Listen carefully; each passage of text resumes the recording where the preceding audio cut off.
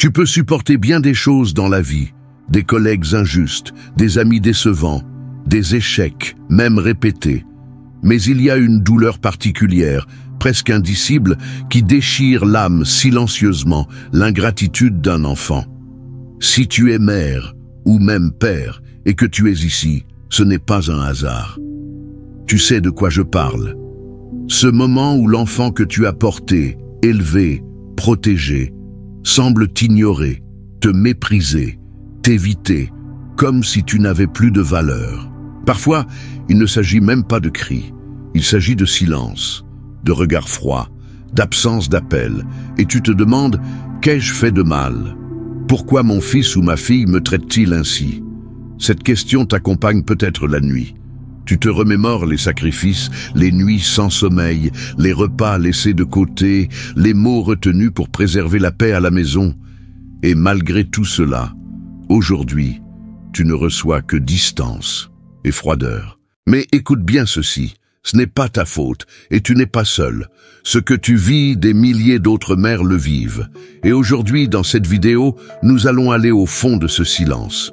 Nous allons explorer 7 raisons psychologiques, appuyées par les théories du célèbre psychanalyste Sigmund Freud, pour comprendre pourquoi un enfant peut devenir ingrat envers sa propre mère.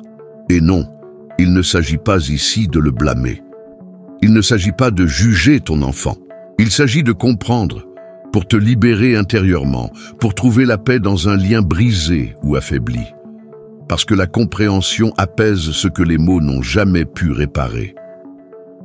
Alors, avant de plonger dans la première vérité, laisse-moi te poser une question simple mais puissante. Écris en commentaire ton prénom et le pays d'où tu écoutes cette vidéo. Tu n'es pas seul. D'autres mères, d'autres pères, d'autres cœurs brisés lisent aussi les commentaires.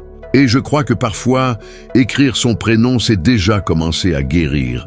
Maintenant, respire profondément et reste jusqu'à la fin.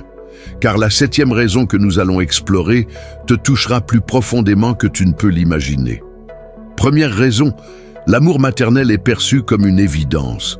Freud a observé que dans la petite enfance, l'amour d'une mère est si constant, si inconditionnel, qu'il est enregistré dans l'inconscient comme naturel. L'enfant ne le questionne pas. Il ne se dit jamais « ma mère fait un effort pour moi ». Il croit que c'est ainsi que le monde fonctionne. Et plus tard, en grandissant, s'il n'apprend pas à reconnaître les sacrifices, il continue à croire que ton amour ne s'épuisera jamais. Ce n'est pas de la cruauté, c'est une forme d'aveuglement émotionnel, ancré depuis le berceau. C'est pourquoi, parfois, plus tu donnes, moins il te voit. Plus tu es présente, plus il croit que tu seras là, quoi qu'il arrive. Et cela engendre une forme d'ingratitude involontaire. Un oubli de reconnaissance. Il ne se rend compte de ton rôle que lorsque tu t'éloignes ou qu'il te perd. Deuxième raison, le rejet de la dépendance. Freud a expliqué que tout être humain passe par une phase où il cherche à se séparer psychologiquement de ses parents. C'est le processus d'individuation. Mais certains enfants, surtout à l'adolescence ou à l'âge adulte, ressentent le besoin de rejeter violemment tout ce qui leur rappelle leur dépendance passée. Et qui incarne cette dépendance mieux que toi, leur mère? Tu as nourri, protégé, porté. Tu as tout vu, tout su.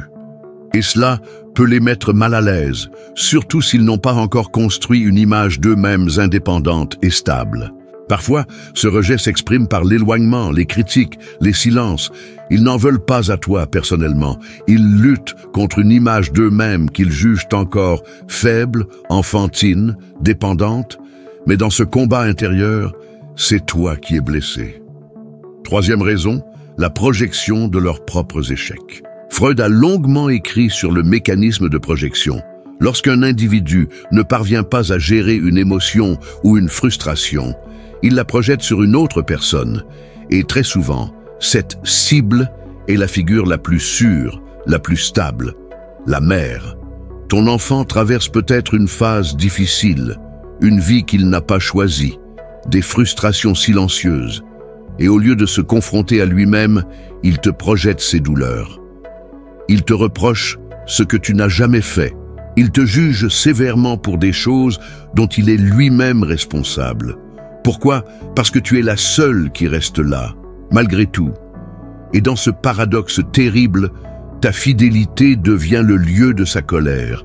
Et maintenant, mon frère, ma sœur, est-ce que tu te reconnais dans l'une de ces situations? Si c'est le cas, tu n'es pas fou, tu n'es pas faible, tu es humain. Et surtout, tu es digne d'amour et de respect.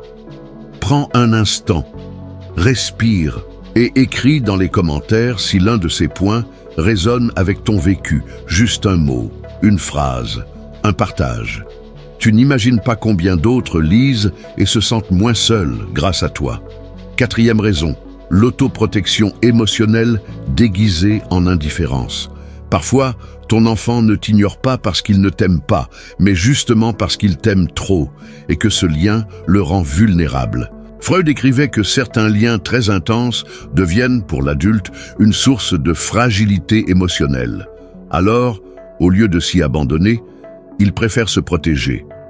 Et comment? En construisant un mur, en affichant de l'indifférence, en faisant semblant de ne pas ressentir. Cela peut te paraître injuste, et ça l'est, mais dans son esprit, c'est sa seule manière de ne pas souffrir à nouveau. Souffrir d'une éventuelle déception, d'un rejet, d'un non-dit jamais guéri. Alors il préfère garder le contrôle, même si ça veut dire te faire mal sans le savoir. Et toi tu encaisses. Tu ressens cette froideur sans comprendre d'où elle vient. Tu te dis peut-être « je n'ai rien fait pour mériter ça ». Et tu as raison. Mais rappelle-toi, ce n'est pas toujours une question de mérite, c'est une question de blessure. Et parfois, ce qu'il te renvoie n'est pas qui tu es, mais où il en est. Cinquième raison, les rancunes non conscientes du passé. Freud expliquait que dans chaque famille, il existe un réservoir émotionnel silencieux où s'accumulent les mots non dits, les gestes mal interprétés, les peurs, les déceptions. Et ces choses, quand elles ne sont pas guéries, restent dans l'inconscient. Ton fils, ta fille, peut être en colère pour une chose qu'il ne comprend même pas. Peut-être un souvenir d'enfance mal vécu. Peut-être un moment où tu n'étais pas disponible. Un geste que lui a interprété comme du rejet, mais que tu as fait avec 1000 autres choses à gérer. Peut-être qu'il porte des micro-blessures mal cicatrisées et il les a transformées en jugement contre toi. Tu ne peux pas revenir en arrière. Tu ne peux pas refaire chaque geste, chaque mot, chaque silence.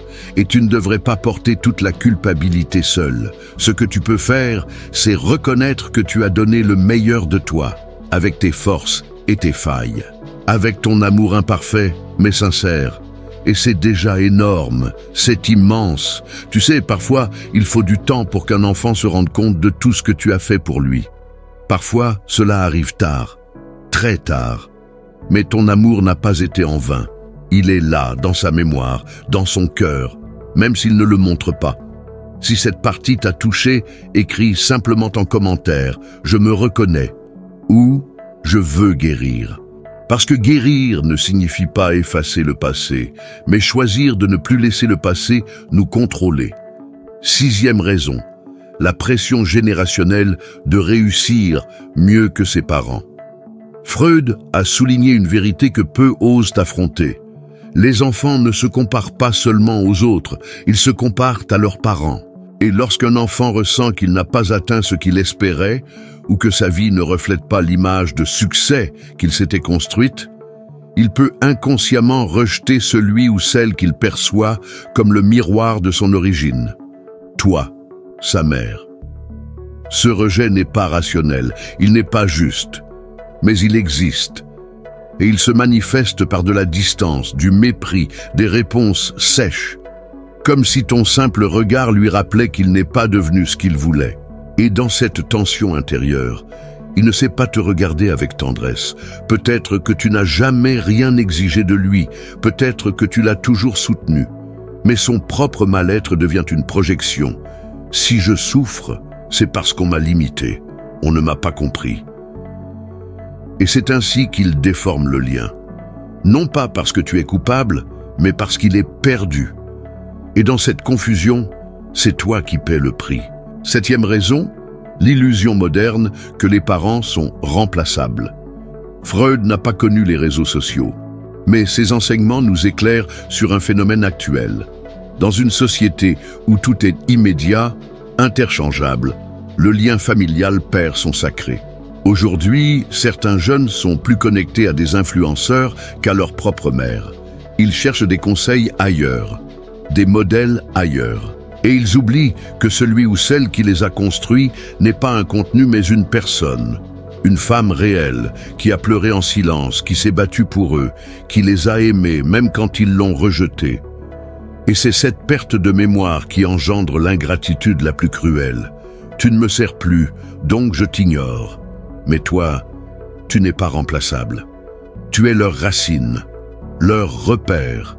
Et même si aujourd'hui ils l'ont oublié, un jour, la vie leur rappellera, par un événement, une douleur, une naissance, et là ils comprendront. Tôt ou tard, ils comprendront. Maman, si tu écoutes ceci, les larmes aux yeux, sache que tu n'es pas invisible. Ta douleur, ton amour, ton histoire ont de la valeur. Même si ton enfant ne le voit pas aujourd'hui, Dieu, lui, voit tout. Et ce que tu as semé en silence, le ciel ne l'oubliera jamais. Tu ne peux pas forcer ton enfant à t'aimer, mais tu peux choisir de guérir, de te reconstruire, de te pardonner. Oui, même toi, parce que tu as fait ce que tu pouvais, avec ce que tu avais. Et ça, c'est déjà héroïque. Alors aujourd'hui, je t'invite à laisser partir cette douleur. Pas pour oublier, mais pour retrouver la paix. Pas pour nier ce que tu as vécu, mais pour ne plus laisser ça te définir. Écris maintenant en commentaire « Je laisse partir cette douleur » ou « Je veux retrouver la paix » et lis les réponses. Tu n'es pas seul. Des centaines de mères vont se retrouver ici et ensemble, vous allez guérir. Si cette vidéo t'a parlé, laisse un like, abonne-toi et surtout, partage-la à une femme que tu aimes.